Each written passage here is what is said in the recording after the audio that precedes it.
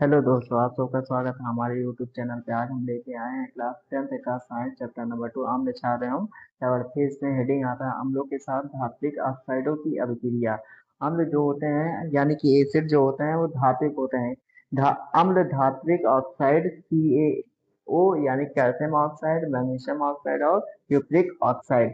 अगर इसका एग्जाम्पल देखें यानी कि धातु कैसे अम्ल के साथ क्या करता है, रिएक्ट अभिक्रिया करता है। देखिए फिर यहाँ पे CuO प्लस 2HCl, ठीक है। यहाँ नीचे क्यूप्रिक ऑक्साइड प्लस का हाइड्रोक्लोरिक एसिड, ये क्या है, ये धातु है और ये क्या है, अम्ल है, ठीक है। तो यहाँ पे ये बन जाएगा CuCl2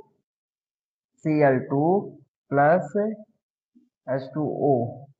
अब यहाँ पे देखिए, ऑक्सीजन यहाँ पे एक है, ऑक्सीजन यहाँ पे एक है, कॉपर यहाँ पे एक है, कॉपर यहाँ पे एक है, ठीक है। फिर यहाँ पे हाइड्रोजन दो है, हाइड्रोजन दो हो गया, क्लोरीन दो है, क्लोरीन दो हो गया, ठीक है। फिर एक और, ये तो पहला एग्जाम्पल था, अब दूसरा एग्जाम्पल देखिए। CaO यानी कि कैल्शियम ऑक्साइड प्लस 2HCl, ठीक। तो ये हो जाएगा CaCl2 प्लस H2O। देखिए कितना सिंपल है, ओ बाहर हो गया, CaCl, यहाँ से Ca निकल गया और यहाँ से Cl2, यानी कि दो क्लोराइड है तो यहाँ से दो क्लोराइड निकल जाएगा, ठीक है। ये हो गया। हम लोग के साथ धातु, ये क्या है, ये धातु है और ये अम्ल है, तो जब दोनों रिएक्शन करते हैं तो क्या बनाएंगे, कॉपर क्लोराइड और जल बनाएंगे, कैल्शियम क्लोराइड और जल बनाएंगे, ठीक है। अब इसके इसके बाद की जो अम्ल होते हैं वो धातु के साथ रिएक्शन करते हैं। तो यहाँ पे यही लिखा है कि क्षारक जो क्षार होते हैं वो अम्ल के साथ अभिक्रिया करते हैं। उसी तरह धात्विक ऑक्साइड यानी कि जो धातु होते हैं वो अम्ल के साथ क्रिया करके लवण बनाते हैं और जल बनाते हैं, तो उसको क्या कहते हैं, धात्विक ऑक्साइड को क्षारकीय ऑक्साइड भी कहते हैं। जैसे कि यहाँ पे देख लीजिए एग्जाम्पल फिर से, CuO प्लस 2HCl, ठीक है। तो यहाँ पे क्या बनेगा, CuCl2 प्लस H2O। अब यहाँ पे देखिए क्या लिखा है, क्षारक अम्ल के साथ अभिक्रिया, जो क्षार होते हैं वो अम्ल के साथ अभिक्रिया तो करते ही है। उसी तरह धात्विक ऑक्साइड, धात्विक ऑक्साइड ये धातु है, ऑक्साइड अम्ल के साथ, ये अम्ल है, अम्ल के साथ क्रिया करके लवण, यानी ये लवण है और जल बनाता है, तो इसी को बोलते हैं धात्विक ऑक्साइड या क्षारकीय ऑक्साइड भी कहते हैं, ठीक। विद्युत चालकता का मतलब होता है जिसमें धारा प्रवाहित हो। अम्लों का जलीय विलयन क्षारीय होता है, यानी कि जो अम्ल होता है जब वो जल में घुलते हैं तो वो क्षारीय हो जाते हैं, अर्थात अम्लों के साथ जलीय विलयन में धारा प्रवाहित हो जाती है। जैसे कि हम लोग नमक जब NaCl जब वो बाहर रहता है, NaCl जब दोनों जुड़ा रहेगा तो उसमें धारा प्रवाहित नहीं होगी। जब वो पानी में घुल जाएगा, NaCl Na अलग हो जाएगा पानी में और Cl अलग हो जाएगा, तब उसमें धारा प्रवाहित होगी अच्छे से। तो यहाँ पे यही लिखा है कि अम्लों का जलीय विलयन क्षारीय होता है, अर्थात अम्लों के जलीय विलयन में धारा प्रवाहित हो जाती है। जैसे कि अम्ल जो होता है H प्लस आयन देता है, इसीलिए संभव हो पाता है कि विद्युत चालकता यानी कि विद्युत धारा प्रवाहित होगी।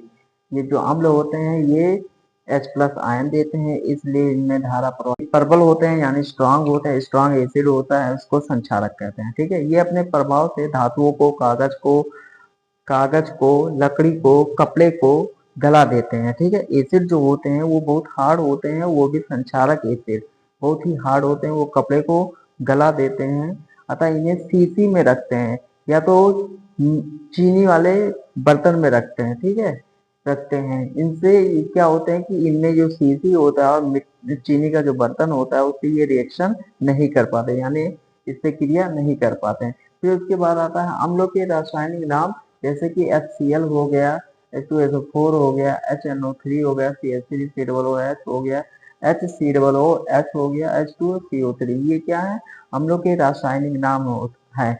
अब यहाँ पे ये भी एक हेडिंग है कि अम्ल और क्षार में समानताएं क्या है, तो अम्ल और क्षार में यही समानता है क्या है उसमें, तो अम्ल जो होता है H प्लस आयन देता है और क्षार जो होता है वो OH माइनस आयन देता है, यही इसका डिफरेंस। अम्ल एवं क्षारक के विलयन कितने प्रबल होते हैं, तो यहाँ पे लिखा है कि किसी क्षार या अम्ल की प्रबलता उसके द्वारा उत्पन्न H प्लस आयन या OH माइनस आयन की संख्या पर निर्भर करती है।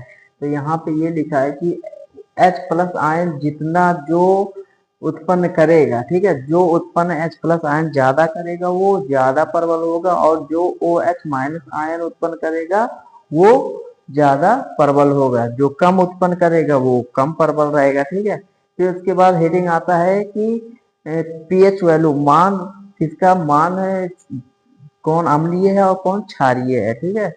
तो अम्ल, ये यहाँ पे देखिए, किसी विलेन का मान 7 से अगर कम होता है तो वो अम्ल होता है, यानी कि H प्लस आयन देता है। और जो 7 से 14 मान होता है वो क्षार होता है, जो कि OH माइनस आयन देता है, ठीक है। फिर यहाँ पे हमने मान लिखा है, pH मान लिखा है। नींबू का 2.5 होता है, सिरका का 4 होता है, टमाटर का 4.1 होता है, कॉफी का 5.0 होता है, शुद्ध जल का 7 होता है, और दूध का 6.5 होता है। जो 7 से कम होगा वो अम्ल होंगे, और जो 7 से ज्यादा होंगे वो क्षार होते हैं। अम्ल क्या होते हैं, H प्लस आयन देते हैं। और लवण के संबंध से जानकारी। लवण क्या है, किसी अम्ल तथा क्षारक को उदासीनीकरण अभिक्रिया से प्राप्त अत्यधिक ठोस को क्या कहते हैं, लवण कहते हैं। अगर इसका एग्जाम्पल देखा जाए, इसका एग्जाम्पल तो यहाँ पे हम लिख दे रहे हैं NH3 प्लस HCl। तो यहाँ पे बन जाएगा NH, यहाँ पे ये हाइड्रोजन से जुड़ जाएगा हाइड्रोजन से, ठीक है। तो यहाँ पे बन जाएगा NH4Cl। फिर दूसरा अगर देखा जाए तो यहाँ पे ये हो जाएगा NaOH प्लस HCl, ठीक है।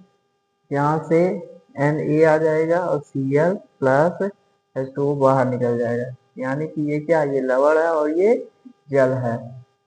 तो अम्ल और क्षार से क्या बन रहा है, लवण और जल उदासीनीकरण से बन रहा है, ठीक है। फिर अब यहाँ पे देखिए कि लवण का वर्गीकरण, ये कितने प्रकार के होते हैं, तो ये 4 टाइप के होते हैं। सामान्य लवण में क्या होता है कि ना तो H, क्या होता है, H प्लस आयन या OH माइनस आयन नहीं देता है, ठीक है। इसको सामान्य लवण कहते हैं। अम्लीय लवण में क्या होता है कि H प्लस आयन देगा तो उसको अम्लीय आयन कहते हैं। और क्षारीय आयन में क्या होता है कि OH माइनस आयन देता है, उसको क्षारीय लवण कहते हैं, ठीक है। फिर मिश्रित लवण में क्या होता है, एक से अधिक प्रकार के धनायन या ऋणायन हो, ठीक है। इसमें क्या होता है, मिश्रित लवण में एक से अधिक धनायन या ऋणायन हो तो उसको कहते हैं मिश्रित लवण। एग्जाम्पल सबका दे दिए हैं नीचे, ठीक है। अगर वीडियो अच्छी लगी हो तो लाइक करें, सब्सक्राइब करें और शेयर करें। बेल आइकन को दबाना ना भूलिएगा।